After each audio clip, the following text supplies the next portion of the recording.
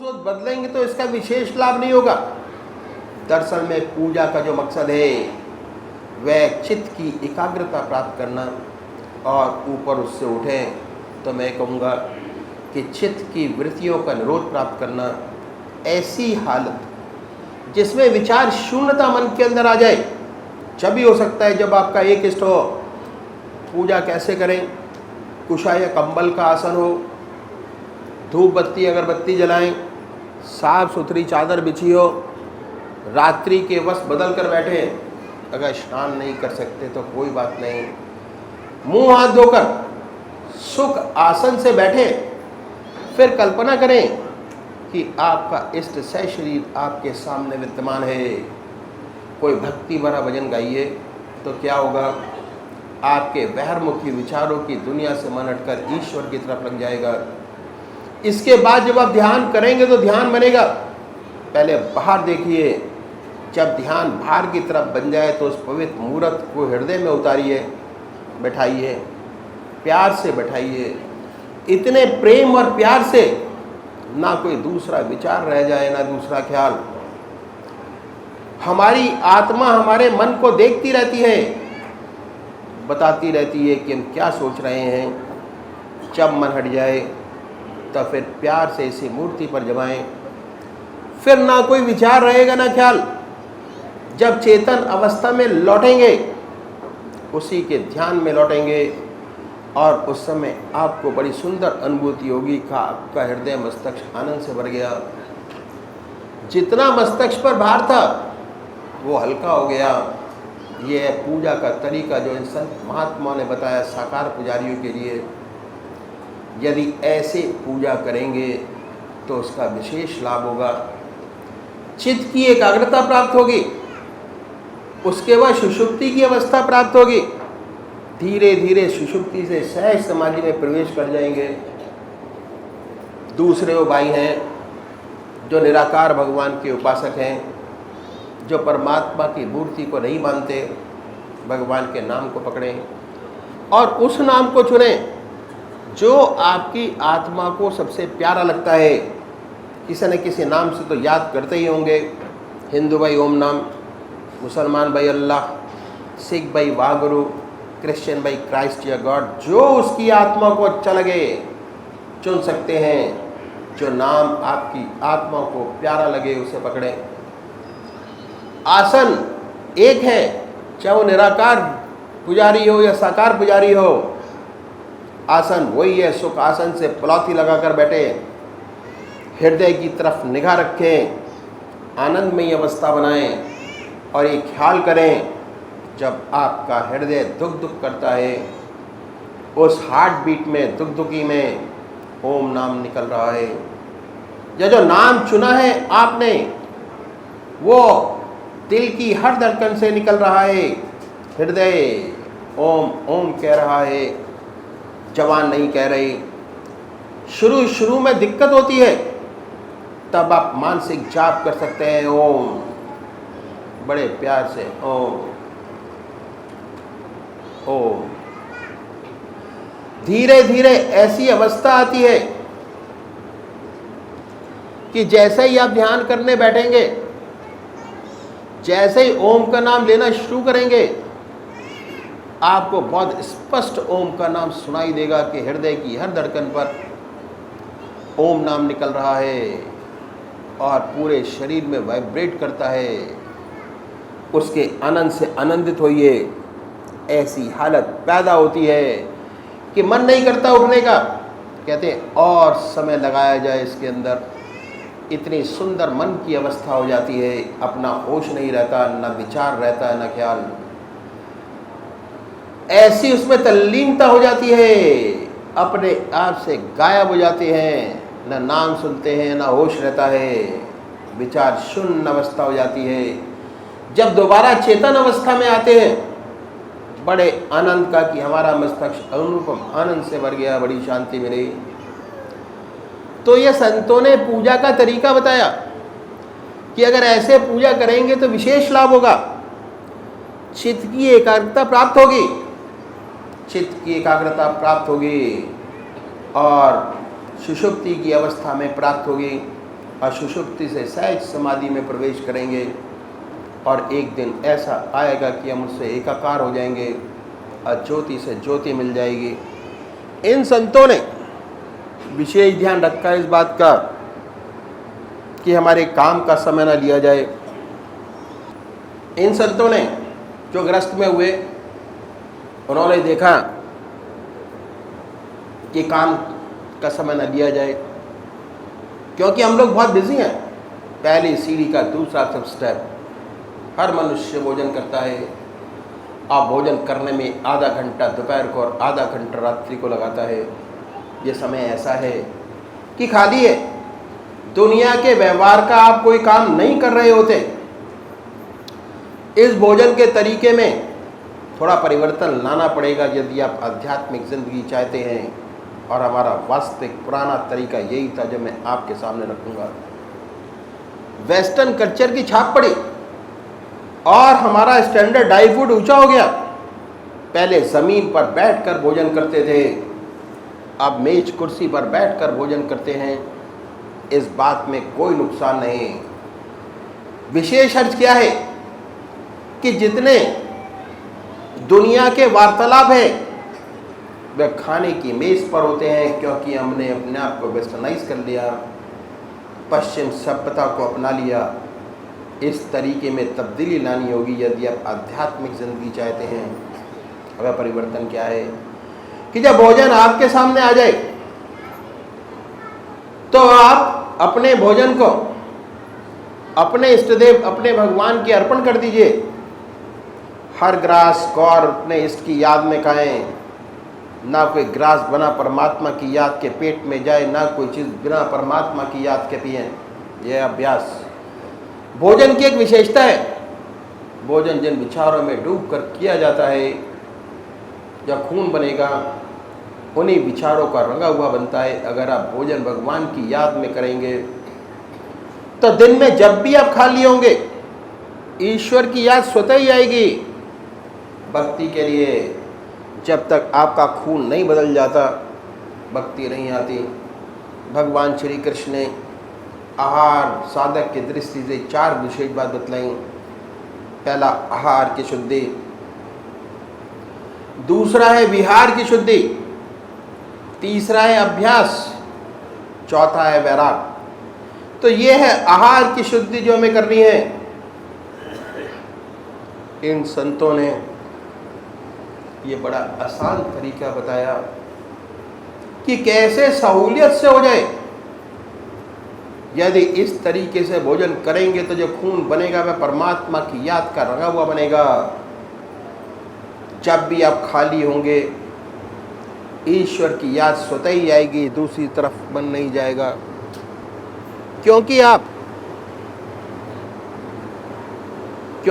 भोजन परमात्मा की याद में डूबकर कर रहे हैं।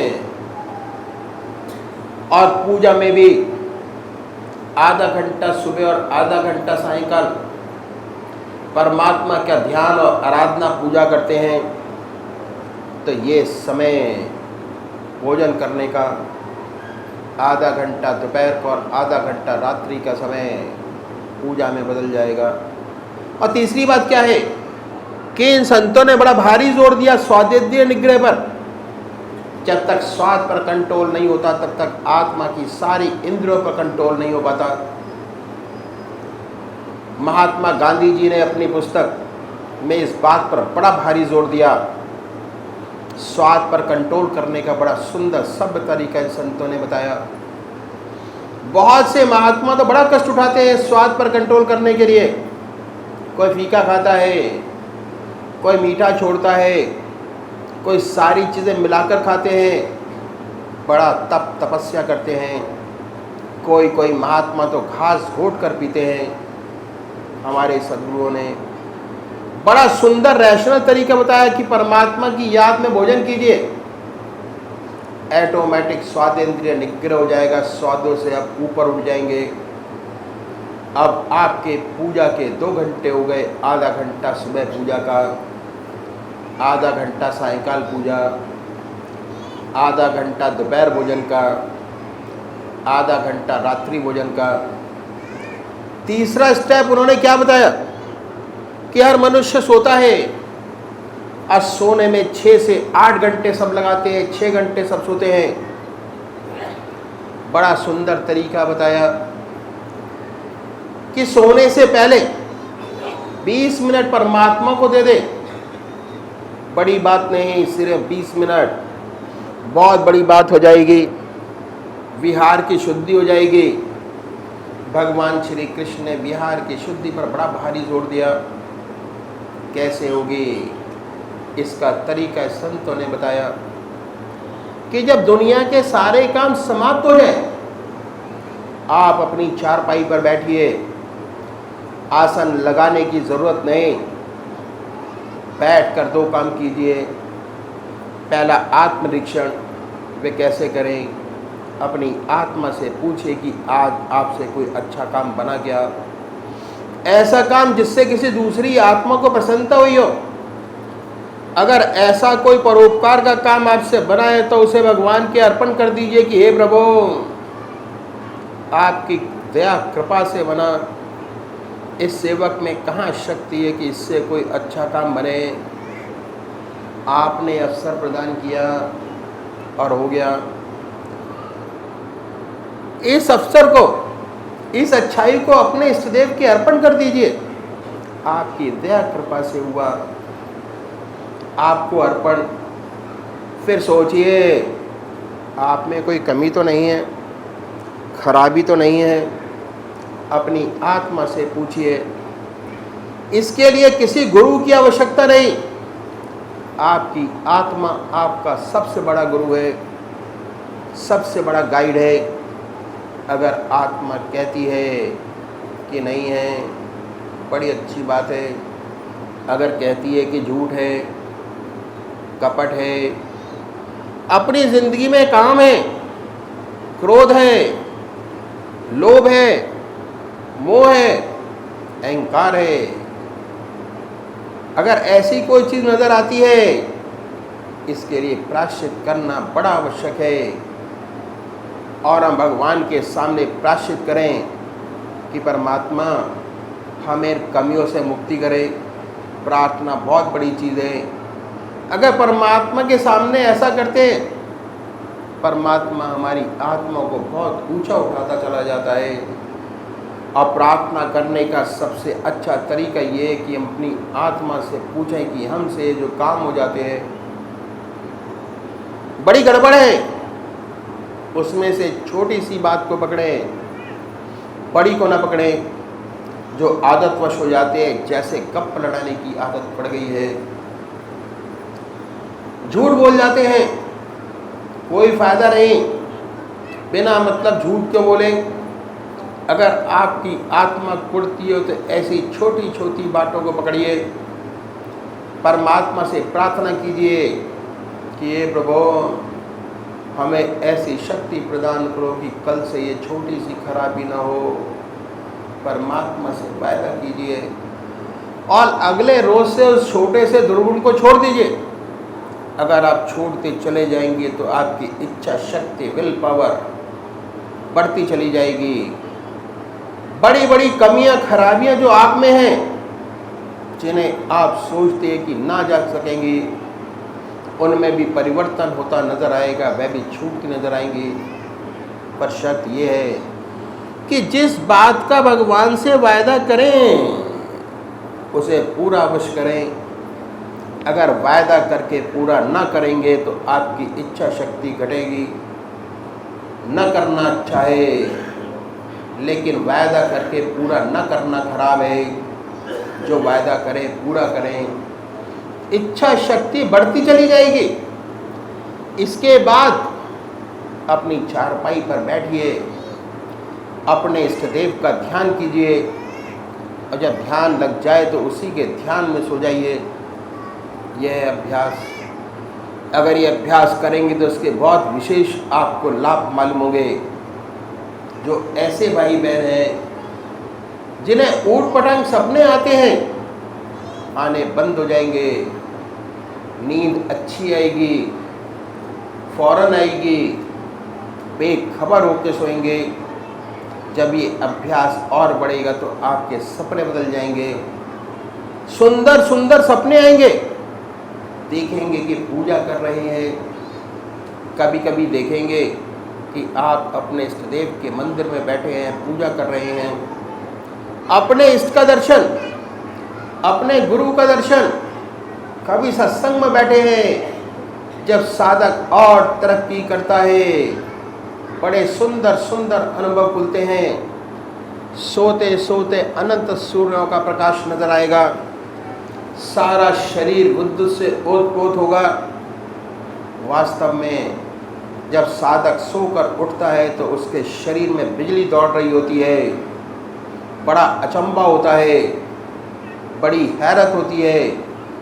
ऐसा साधक जिस ध्यान में सोता है, जब उठता है तो वही ध्यान बना होता है। उसके मुख से परमात्मा का नाम निकलता है। अपने अंदर ध्यान की सुंदर अवस्था पाता है। जिस ध्यान की अवस्था में सोया था, उससे अच्छे ध्यान की अवस्था में उठा। मन बहुत हल्का होता है, आनंद में होता है। जो साधक जिनके अच्छे आज्ञा चक्र पर स्पंदन होता है, यदि सोते समय आज्ञा चक्र पर स्पंदन था, जब उठेंगे ये स्पंदन और तेज होता मिलेगा। आत्मा यही कहती है कि मैं जिस ध्यान में सोया था,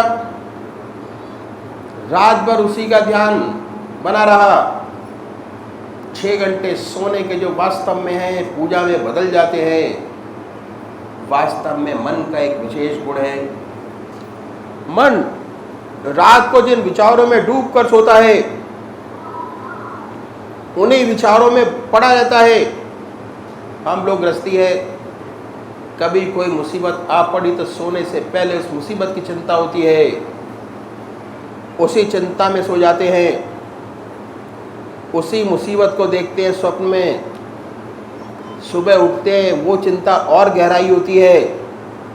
एक बच्चा है, माँ का दूध पीते पीते सो जाता है, रात भर चप चप करता रहता है मानसिक रूप से। सोचिए, दूध पीता होता है। मन का विशेष गुण है कि मन जिन विचारों में गहरा डूब कर सोता है, उन्हीं विचारों में पड़ा रहता है। अगर आप ईश्वर की याद में सोएंगे,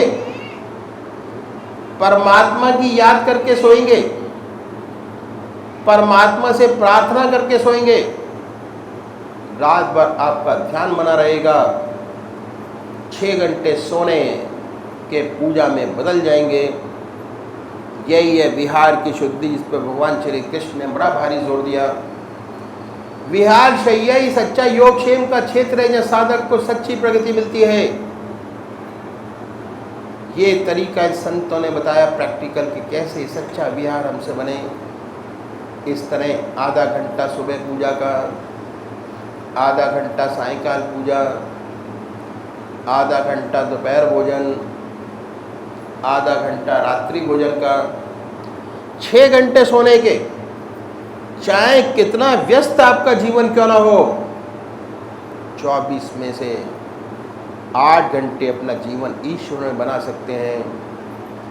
और दुनिया के काम करने के लिए सारा समय आपके पास मौजूद है, उसमें से एक भी सेकंड नहीं लिया गया।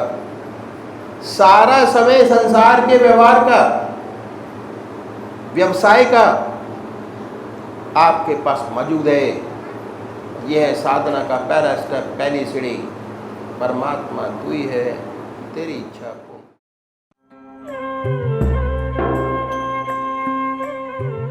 ध्यान योग के कार्यक्रम आनंद योग से निशुल्क जुड़ने के लिए संपर्क करें 9810239677।